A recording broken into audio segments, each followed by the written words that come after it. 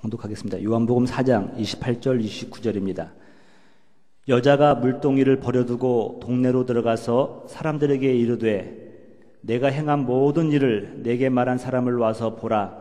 이는 그리스도가 아니냐 하니. 아멘. 우리 짧으니까요. 다 같이 한 목소리로 다시 한번 우리 합독하겠습니다. 시작. 여자가 물동이를 버려두고 동네로 들어가서 사람들에게 이르되 내가 행한 모든 일을 내게 말한 사람을 와서 보라. 이는 그리스도가 아니냐 하니. 아멘. 자, 오늘은 그분의 오심을 기다리며 두 번째로 가장 시급하고 중요한 일이라는 제목으로 하나님의 말씀을 나누도록 하겠습니다. 여러분, 한 사람이 변화될 때 많은 책들이 필요한 건 아닌 것 같습니다. 또 많은 사상가와 철학자들의 그런 사상들이 필요한 것도 아닌 것 같아요. 또 수많은 목사님들의 설교도 필요한 것 같지는 않습니다.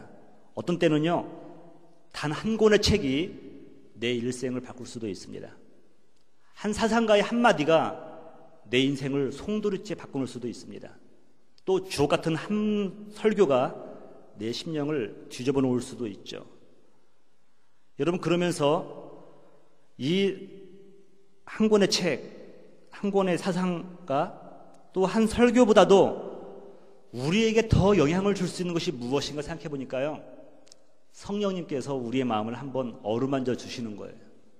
영감을 받는 거예요. 하나님의 영감을 받는 거예요.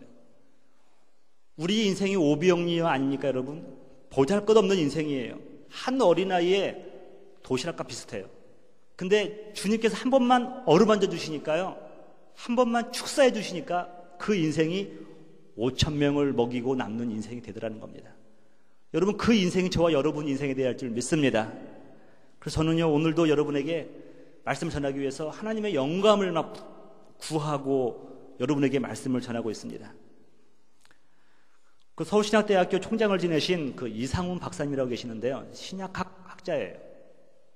근데 이분의 모습을 보면요, 70일 훌쩍 넘긴 그 당시에 007 가방 하나 들으시고 꾸주붕 하시면서 몸이 또 바바리 코트를 입으시고 세상의 모든 짐을 짊어진 것처럼 얼굴을 찌푸리시면서 서울신학대학교 언덕을 올라가는 그 모습을 저희들이 많이 볼 수가 있었습니다. 이분은 탁월한 영어도 잘하시고 탁월한 학자죠. 근데 그분이 하루는 수업 시간 들어와서 전날 자신이 경험했던 것을 얘기하는데, 너무도 평범했던 얘기인데도 불구하고 그분이 얼마나 하나님의 영감과 은혜를 사모하는 것인가를 느낄 수가 있었습니다. 여러분, 그분이 나름대로 넉넉하지만 대중교통을 이용하시는 분이었어요. 검소하신 분이죠. 그날로 퇴근하시면서 대중교통을 타시려고 소사역에 서 계시는데 버스가 하나 오는데 11번이 오더라는 겁니다. 또 그 다음 버스가 오는데 22번이 지나가더라는 거예요.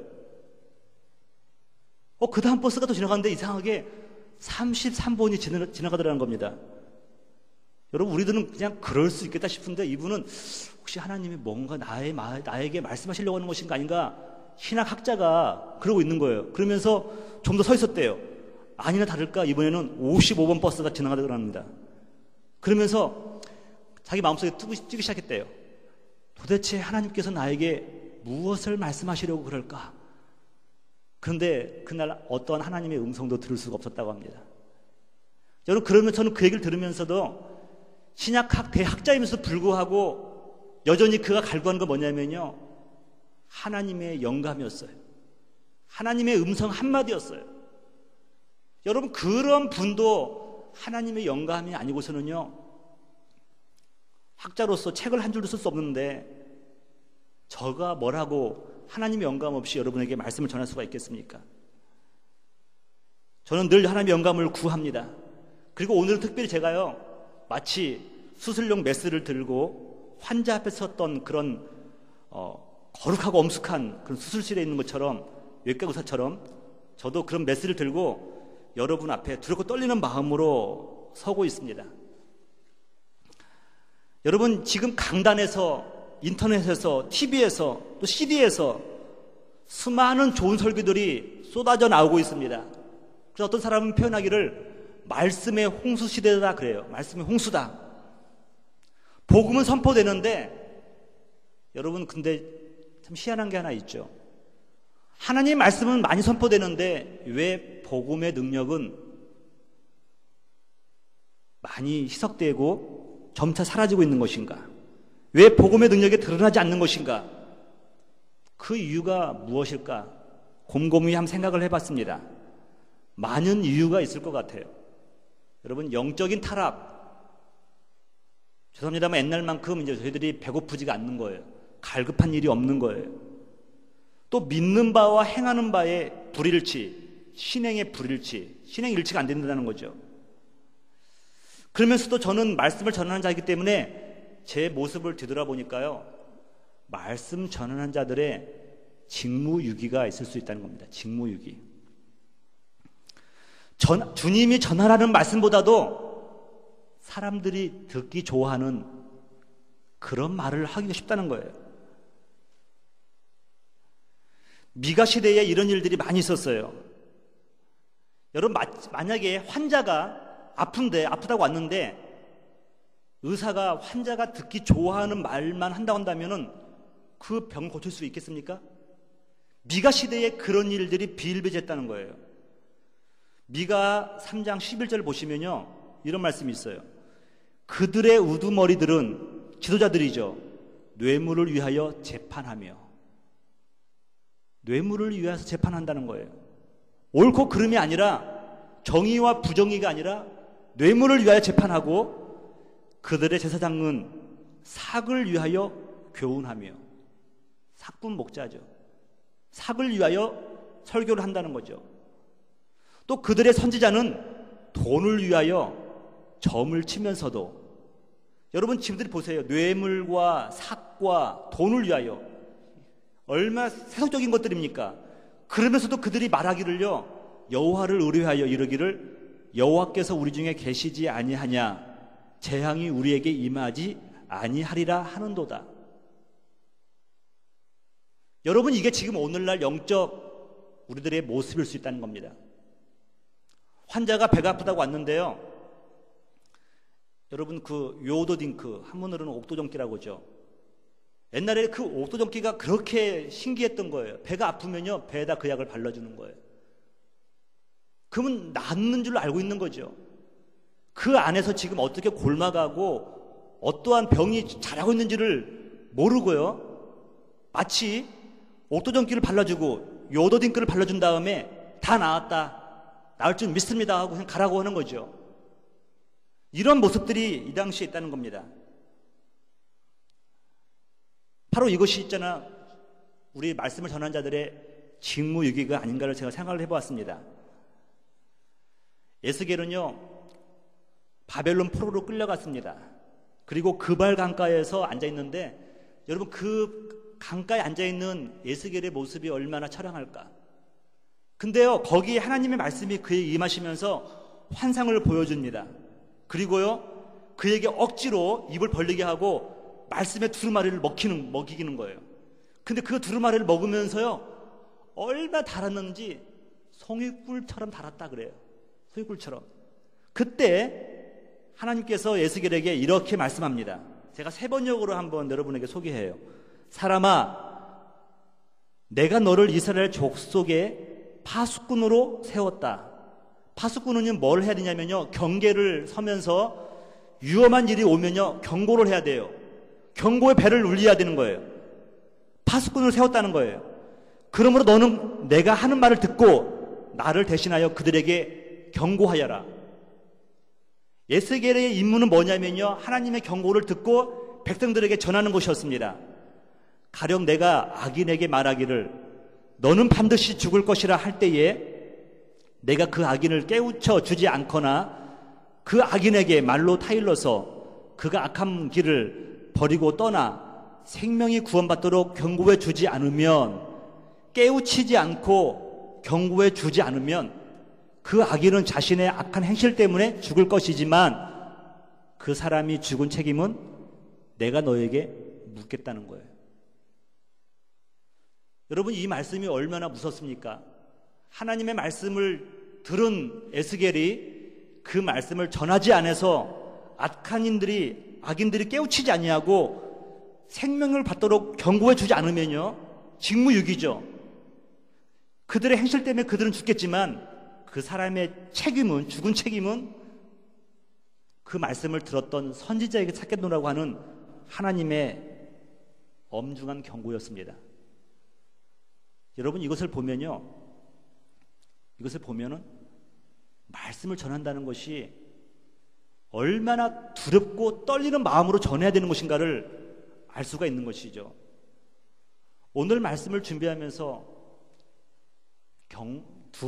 부담이 안 됐다고 한다면 거짓말이겠죠. 저는요, 오늘 부담은 되지만 이 말씀을 전하고 나면요, 주님도 기뻐하고 여러분들의 영적으로 여러분도 행복감을 누릴 거라는 확신을 하고 말씀을 전합니다. 또 말씀을 들을 때 여러분들 마음 가운데 있는 큰 인생의 문제들, 짐들을 다 내려놓는 귀중한 날이 될 줄 믿고 저는 오늘 말씀을 전하려고 합니다. 여러분, 지난번에 이어서 오늘도 사마리아 여인에 대해서 말씀을 전하는데요, 오늘 이 여인이요, 예수님을 만난 다음에 물동이를 버려두고 마을에 내려가서 전도를 하기 시작합니다. 근데 이 여인의 모습을 통하여서 우리가 깨달을 수 있는 거 몇 가지가 있어요. 첫 번째가 뭐냐면요, 복음은 죄를 드러내게 하지만 결코 우리를 부끄럽게 하지 않는다는 것입니다. 여러분, 물 항아리는 뭡니까? 여러분, 이 땅에 내가 살아가는 동안에 내 인생의 갈증을 해결해 줄 수 있는 수단이었어요. 그런데 주님을 만나서 생수가 무엇인가 이걸 알고 나니까요, 듣고 나니까요, 이 세상에 그 물 항아리가 필요 없는 겁니다. 이 세상의 물 항아리는요, 내가 날마다 내가 짊어다가 먹어야 되는데, 주님 주시는 그 생수는요, 한번 먹으면요, 그 배에서 생수의 강이 흘러난다는 것을 그가 깨달은 거예요. 그러자 세상적으로 갈증을 해결해 주던 그 물 항아리를 버려두고 마을에 달려가서 사람들에게 자기가 겪었던 이야기를 합니다. 근데 여러분, 겪었던 일이 다른 것이 아니에요. 과거의 자기의 부끄러운 얘기를 하는 거예요. 부끄러운 얘기를 하는 거예요. 내가 행한 일을 그가 다 아시더라는 거예요. 여러분, 그 여인이 행하던 일이 뭔지 아시죠, 여러분? 남편만 5명이었어요. 부도덕한 여인이었어요. 사람들의 눈을 피해서 물을 길러 나왔던 여인이었습니다. 근데 이제는 더 이상 부끄러워하지 않고 그 얘기를 하는 겁니다. 사도 바울이 복음을 부끄러워하지 않는 이유를 분명히 말하고 있어요. 그 이유가 뭐냐면요, 구원을 주시는 하나님의 능력이라는 거죠. 내가 복음을 부끄러워하지 아니노니 이 복음은 모든 믿는 자에게 구원을 주시는 하나님의 능력이다. 여러분, 믿으십니까? 복음은 부끄러운 게 아니에요, 여러분. 행여나 여러분들 못하지만 어디 마트 앞에서 전도지를 나눠주는 분들이 있으면요, 비웃지 마세요. 여러분, 그 부끄러운 일이 아니에요. 이런 측면에서 사도 바울은 내가 전하는 이 복음은, 십자가의 사건은 부끄러운 것이 아니다라고 말씀을 하고 있습니다. 근데 여러분, 다시 한번 제가 이 복음에 대해서요, 또 다른 제가 이해를 깨닫는 게 있는데 뭐냐면요, 여러분, 복음을 들으면요, 솔직히 말해볼게요. 복음을 들으면 어느 정도 우리가 그 깊이 깨닫기 전까지는요, 그 복음이 우리를 걸려 넘어지게 합니다. 회개하라, 죄사함을 받아라, 회개하십시오. 회개하지 않고 아무리 기도하도, 예배 드려도 여러분의 예배는 하나님께 응답되지 않습니다. 여러분의 기도는 하나님께서 하늘을 물려오시고 들어주시지 않습니다. 여러분이 이런 말을 하면요, 기분 다 언짢을 거예요. 기분 나쁠 거예요, 여러분. 근데 여러분, 복음을 들으면 들을수록 무슨 일이 일어나냐면요, 내 자신을 바라보게 되는 겁니다. 십자가 앞에서요, 처량한 제 모습을 발견하게 되는 거예요. 여러분, 복음을 들었음에도 불구하고 나는 괜찮은 사람이야. 나만큼만 살아봐. 나만큼만 믿어봐. 아직도 그런 분이 계십니까? 그러면요, 그분은 아직도 복음의 의미를 진짜 모르는 거예요. 복음의 의미는 알면 알수록 무슨 생기냐면요, 나의 모습이 초라해지는 겁니다. 내 모습이 작아져서요, 이런 고백을 하는 거예요. 벌레만 또 못한 나다라고 표현하는 거예요. 여러분, 내 자신이 초라해져서 벌레만 또 못하다 십자가 앞에서 그걸 느꼈을 때 비로소 그때 깨달을 수 있는 게 뭐냐면 복음이 얼마나 위대한 것인가를 알 수가 있다는 거죠. 바닥에 가본 인생이요, 먹을 것이 없어서 길거리에 쫓겨날 그 인생들이 밥 세끼 먹는다는 것이 얼마나 큰 축복인가를 아는 것처럼 내가 벌레만 또 못하다, 복음을 통하여 십자가 앞에서 내가 낮아진 사람만이 하나님의 은혜가 얼마나 큰 것인가를 비로소 알 수 있다는 겁니다. 복음 때문에 나의 모든 죄악이 드러난들, 이 여인은 그래요. 부끄러워하지 않겠다는 거예요. 왜냐하면 그 복음의 은혜 때문에 내가 죄사함을 받았다는 것이죠. 여러분, 은혜 받은 사람이 가끔 간증하면서 자기가 과거에 저질렀던 나쁜 행실들을 이렇게 고백하는 경우가들이 있어요. 듣기도 민망한 얘기들 많이 합니다. 그러면서 궁금한 거예요.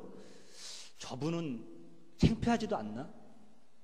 부끄럽지도 않을까? 어찌 그런 얘기를 사람들 앞에서 할 수 있을까?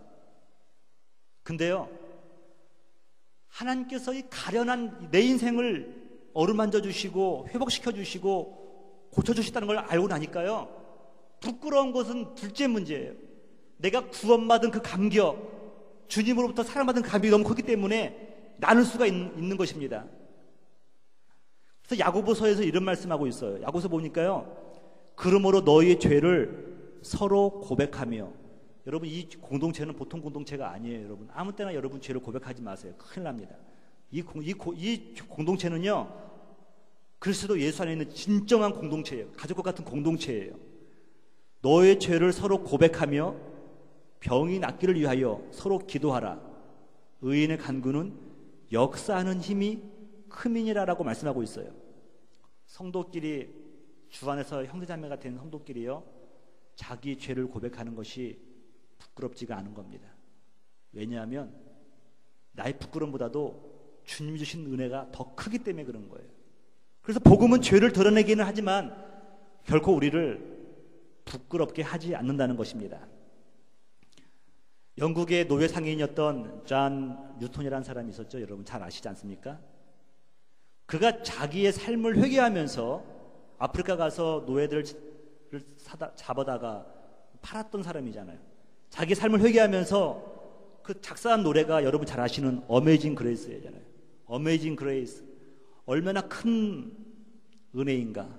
How sweet the sound, 얼마나 놀라운 소식인가. They saved a wretch like me. 여러분 여기 있었잖아요. 우리는 나는 구원 받을 만해 기 때문에 하나님이 구원하셨다 이렇게 말하지 않았어요. 여러분, 이 레추라는 단어를 제가 찾아보니까요, 어떤 의미가 있냐면 여석, 불행한 사람, 철면피, 이런 의미가 있어요. 주님의 그 은혜가 철면피 같은 나를 구원했다는 겁니다. 불행한 나를 구원했다는 겁니다. 여러분, 은혜를 깨달은 사람의 한 가지 고백은 뭐냐면요, 바로 이거예요. 나같이 못난 사람을, 못된 사람을 주님께서 구원했다는 것이죠. 그렇지만 구원받고 나니까 부끄럽지 않다는 겁니다. 제가 참 예수 믿고 목사가 되고 여러분 앞에서 말씀으로 섬기지만요, 저는 참 부족한 사람이라는 걸 많이 느끼는데, 제가 이런 사람이었던 것 같아요. 지금은 좀 많이 고쳐졌는데 제가 자존심이 굉장히 셌어요. 그리고 제가 제 전도사 시절이나 부목사 시절 때 제 아내에게 늘 하는 말이 뭐냐면, 사람들에게 절대로 우리의 아픔을 나누지 마라. 우리 힘든 것을 나누지 마라. 절대로 말하지 말라. 행여나 전도사 시절에 그런 말들이 제 귀에 다시 들어오면요, 저 집에 와서 난리를 쳤어요. 왜 쓸데없이 그런 말을 하느냐. 그러면서 제가 그나마 뭐 가난한 건 둘째치고 자존심 하나만큼은 최고였다는 거죠. 고등학교 때 제 친구 중에서 공부 참 잘하는 친구가 있었어요. 막 경기도에서 수석하고 막 전국에서 수석하는 친구가 있어요. 그 친구랑 친했어요. 근데 그 친구랑 친하다는 것이 저에게는 굉장히 큰 나름대로 프라이드가 있었던 것 같아요. 제가 집에 있다가 그 친구가 부르면요, 뭘 하다가도 제가 뛰쳐나갔어요.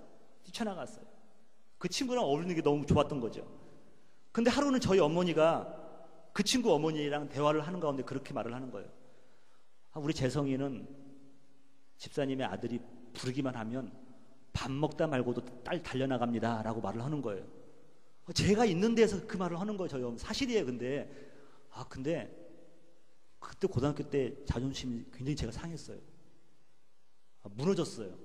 아주 다시는 고등학교 때 그 친구랑 같이 잘 놀지를 않았어요.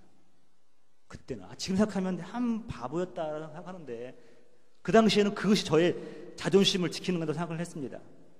근데 제가 은혜를 받고 나니까요, 깨달은 게 뭐냐면요, 여러분 지금 제가 잘했다고 얘기하는 거 아니잖아요, 여러분. 근데 이런 얘기가 저 자존심 지키고 그런 건 중요한 건 아니에요.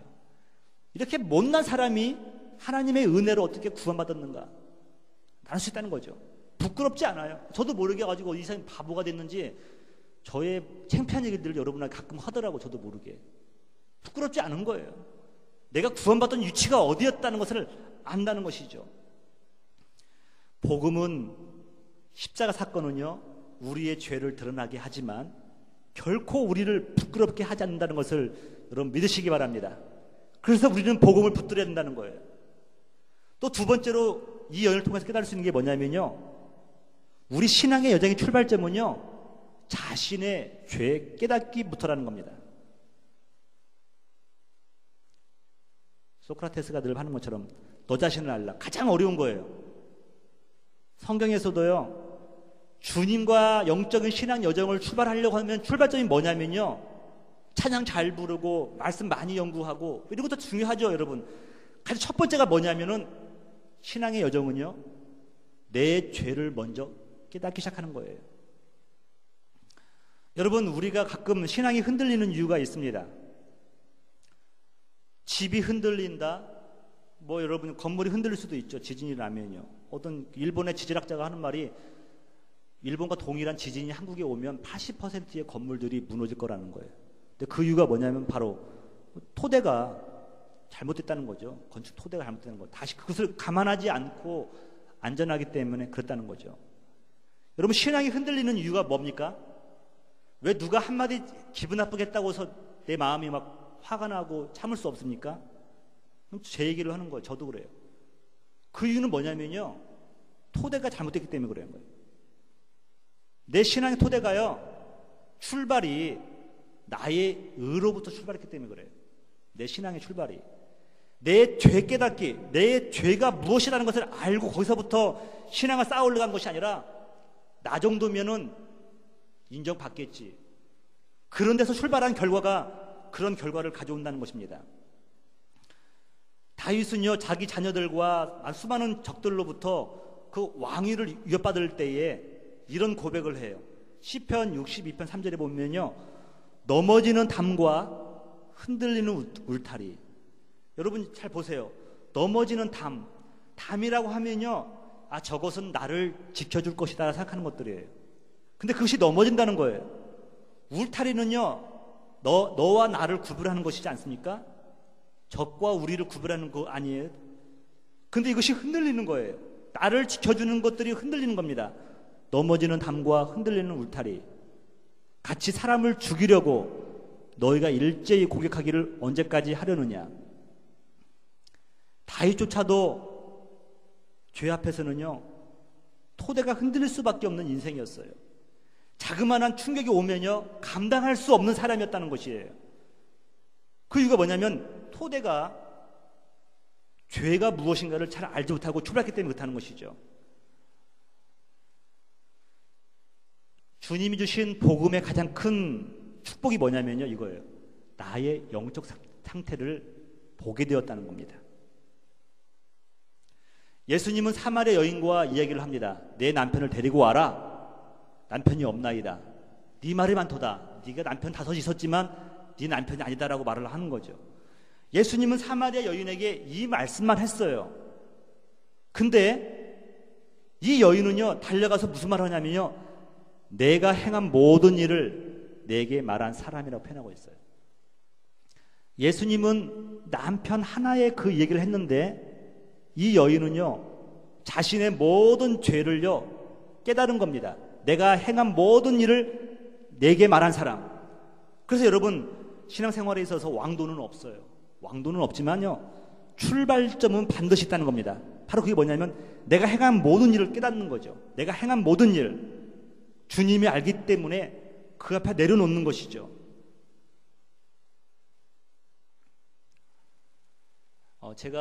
저도 이제 현대교회를 섬기기 때문에 현대교회의 모습에 대해서 이렇게 말하는 것을 조심스러운 부분도 있지만요, 어떤 신학자들이 그런 얘기를 하는 거예요.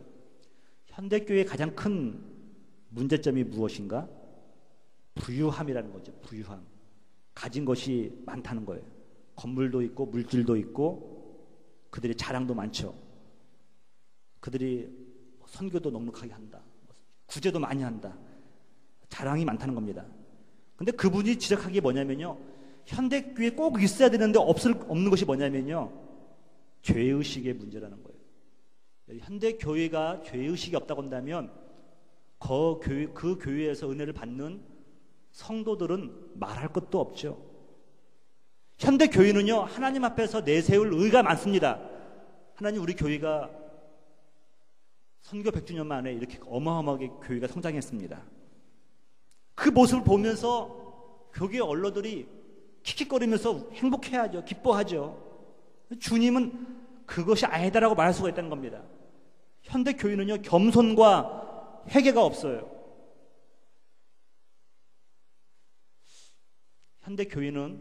교회는 사회의 부조리에 대해서 대안이 돼야 되고 사람들이 아픈 것에 대한 희망이 되어야 되는데 도리어 사회의 고민거리가 된 것이 현대교회라고 말을 하고 있어요. 그 이유는 이거라는 거죠. 겸손과 회개가 없다는 것이죠. 우리 성도들도 마찬가지죠.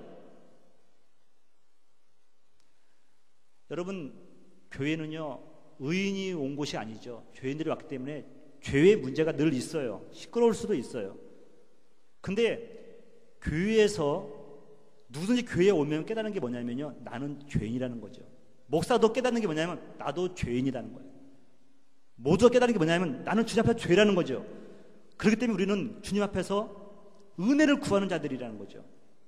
이때 비로소 거기서 은혜가 넘쳐나게 되고요, 회복의 역사가 일어나는 겁니다. 그런데 교회에 오면요, 내 죄 깨닫기보다는요, 남의 잘못을 찾기에 바쁘고, 어떤 성도님은 죄송합니다만 담임 목사 설교 백서 해가지고 이렇게 설교 잘못한 거 적어가지고 1년 만에 건네주는데 이렇게 두꺼운 걸 전해주라는 거예요. 야, 이거 대단하다. 이것도 대단하다. 중요한 건 뭐냐면요, 그 이전에 내 모습을 봐야 된다는 거죠. 내 죄가 무엇인가를 깨닫는 것이 신앙 여정의 출발점이라는 거예요. 그래서 고린도전서 10장 12절에 보면요, 그런즉 선줄로 생각하는 자는요, 넘어질까 조심하라 그랬어요. 넘어질까 조심하라고 말씀하고 있는 거예요. 현대 교회의 그 큰 교회를 경영하시는 목사님들이 교회 부흥 전략을 세웠는데요, 그 후배들에게 전해줘요. 제가 몇 가지만 소개해 볼게요. 첫 번째가 주차장을 넓게 확보하라. 현대 교회인들 부흥하려면 주차장을 넓게 확보하라는 거예요. 성도들에게 봉사의 기쁨을 주어서 그들의 교회에 많이 얽매이게 하라. 이게 부흥하는 거래요. 근데 세 번째는 제가 좀 이렇게 그래요. 죄를 너무 지적하지 말라. 일주일 내내 세상에서 힘들고 어려운 마음으로 살다가 교회에 왔는데 교회에서조차도 그들에게 죄의 의식을 주면은 그들은 어디서 편안함과 위로와 평안을 얻을 수 있느냐 하는 거죠. 저 이해 가요. 그래서 그렇게 설교도 해보고 싶은 유혹도 많이 옵니다. 근데 제가 생각해 보니까요, 여러분, 주님 앞에 나와서 죄인이 죄사함의 확신보다 더 큰 위로가 어디 있습니까? 안 그렇습니까, 여러분? 그런 생각이 드는 거예요. 오늘은 우리가 신앙의 출발점을 제가 얘기하고 있는 거예요. 제가 얼마 전에 어느 세미나 갔다가 영국 교회에 현상을 DVD로 본 적이 있어요. 너무너무 의리한 성전이었는데요. 할머니들 한 4, 50명 예배 드리고 있고요. 주말에는 예배 시간 외에는요, 거기가 카페로 변해요. 또 어떤 성전은요, 술집이 사가지고 성전을 그 십자가만 떼놓고 이걸 멋지게 스탠드 바로 막 개조를 해가지고요, 젊은이들 술 마시면 춤추면서 그렇게 놀고 있더라고요. 여러분, 그 과거의 찬란한 영광 시절 때 그건 다 어디로 가고 지금은 다 이렇게 무너졌습니까?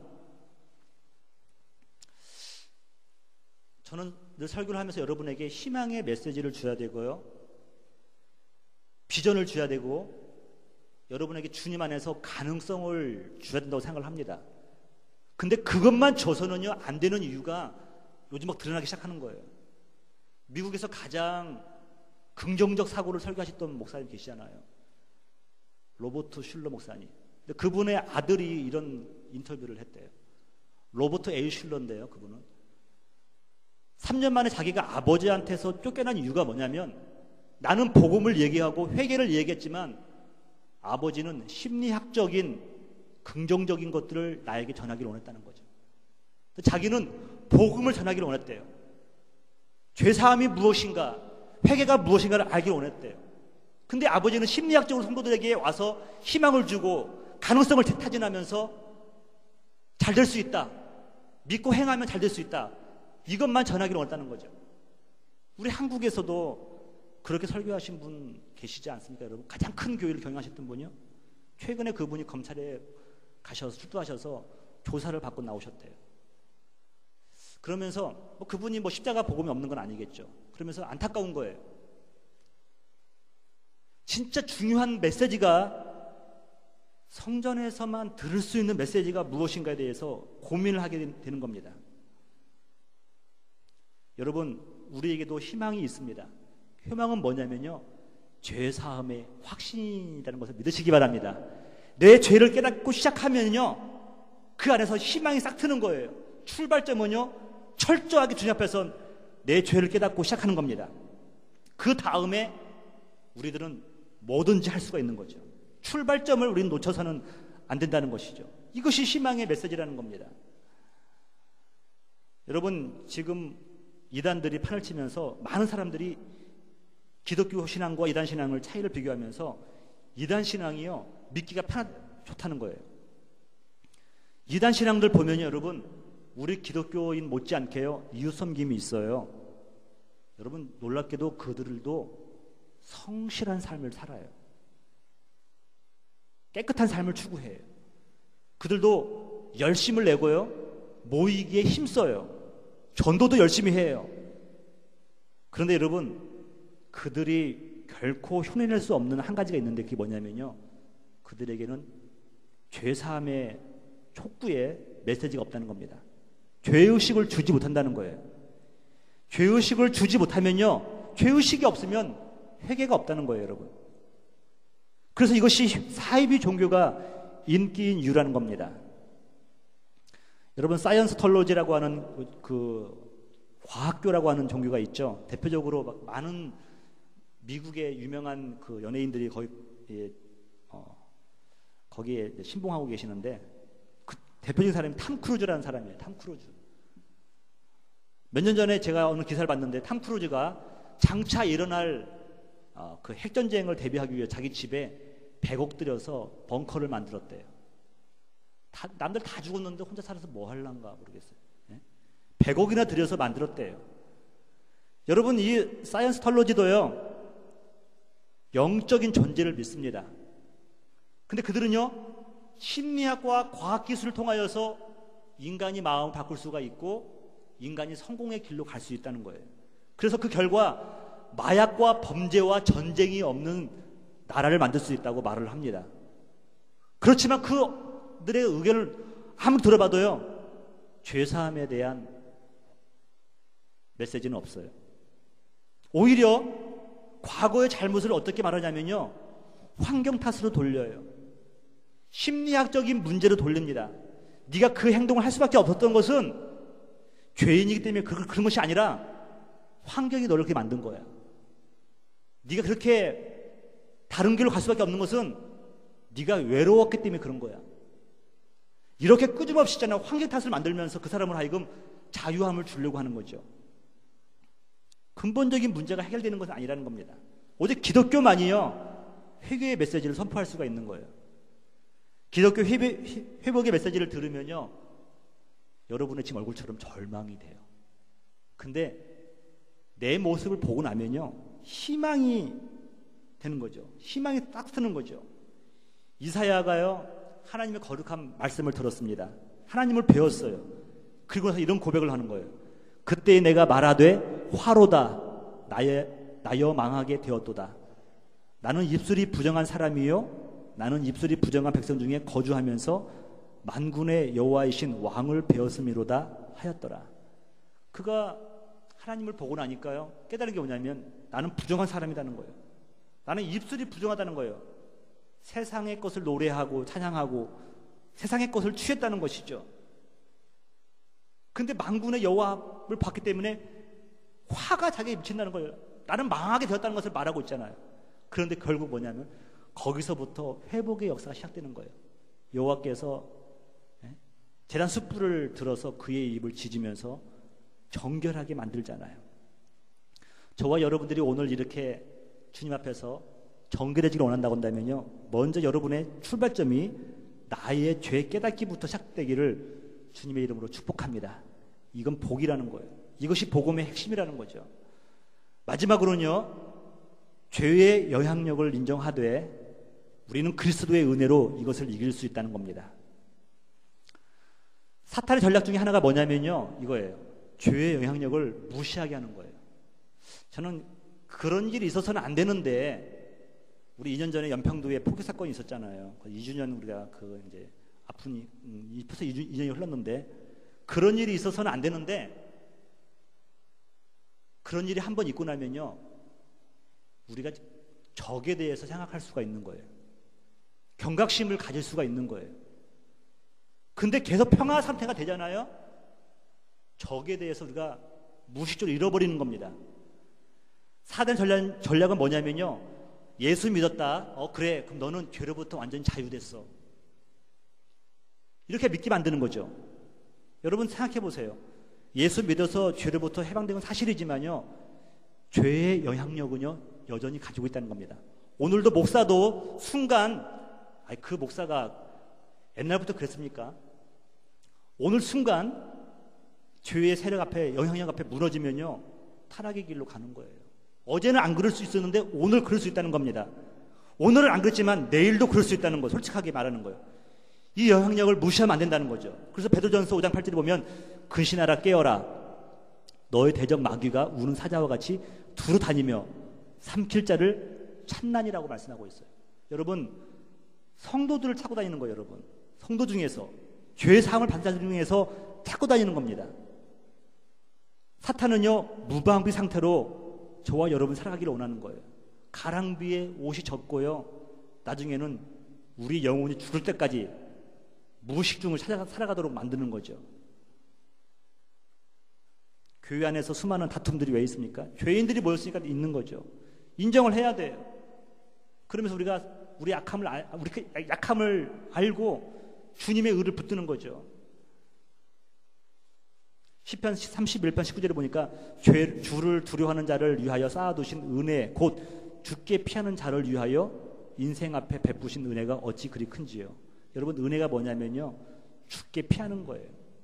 사단의 마귀의 죄의 유혹이 오면요 대항해서는 이길 사람이 없어요. 어떻게 제가 마귀와 싸울 수 있습니까? 방법은 하나예요. 죽게 피하는 거예요. 죽게 피할 때 저와 여러분들은 모든 죄의 영향력으로부터 우리가 해방될 수 있다는 것을 믿으시기 바랍니다.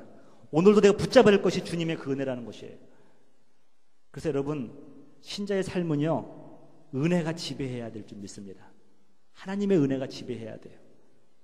여전히 신자 안에 죄가 잔존하고 있지만 여전히 하나님의 은혜가 마음과 영혼을 대하여 실제적으로 우리를 지배한 상태가 바로 은혜의 지배 상태라는 겁니다. 신자가 하나님의 은혜에 붙들려 사는 상태를요 가리키는 거죠. 은혜의 지배로부터 우리는 죄의 유혹을 이길 수 있는 거예요.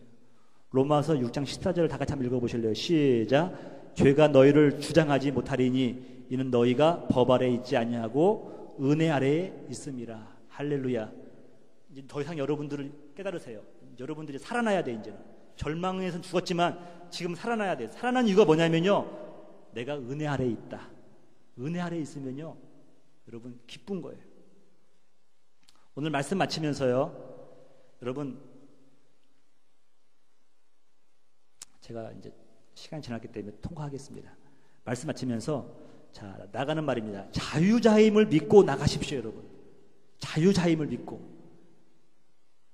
그런즉 형제들아, 우리는 계집종의 자녀가 아니요 자유하는 여자의 자녀니라라고 말씀하고 있어요. 갈라디아서 31절이죠. 저와 여러분들은 이제는 더 이상 죄와 율법의 자녀가 아니라 우리를 자유케 하시는 예수 그리스도의 자녀라고 말씀을 하고 있습니다. 어떤 누구도 저와 여러분을 결코 정죄할 수 없습니다. 믿으십니까? 성령의 생명의 법이 죄와 사망의 법에서 저와 여러분을 해방한 줄 믿습니다.